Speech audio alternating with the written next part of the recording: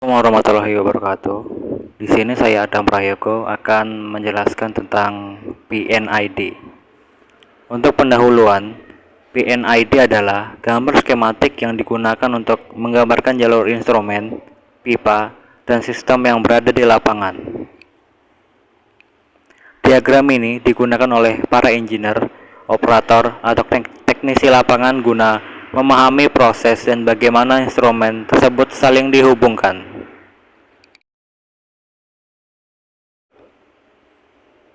Gambar di atas merupakan contoh PNID pengontrolan pH secara kontinu, yaitu PNID proses pembuatan disodium fosfat menggunakan pH dan flow control.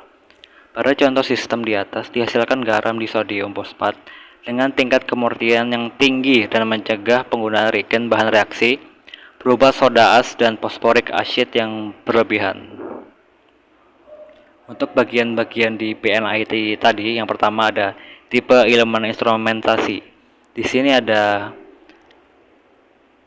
simbol ISA, yaitu yang seperti di tabel, itu adalah orifice flat flow sensor dan simbol dan keterangan lainnya.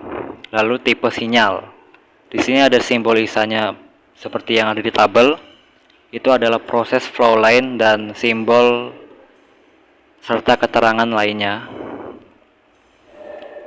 Lalu tipe elemen dan proses yang diukur, simbol ISA-nya adalah FV. Lalu untuk keterangannya itu adalah flow control valve dan simbol serta keterangan yang lainnya. Lalu jenis elemen instrumentasi dan letaknya. Bisa dilihat simbolnya lingkaran bergaris, itu adalah instrumentasi diskret ditempatkan pada kontrol panel utama terpasang di bagian depan front mounted.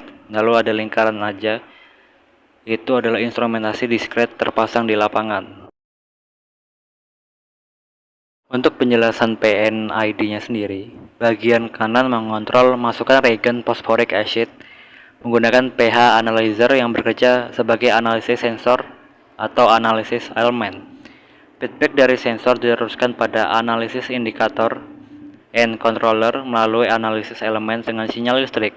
Sedang analisis elemen sendiri terhubung dengan keluaran berupa garam disodium fosfat melalui proses connection.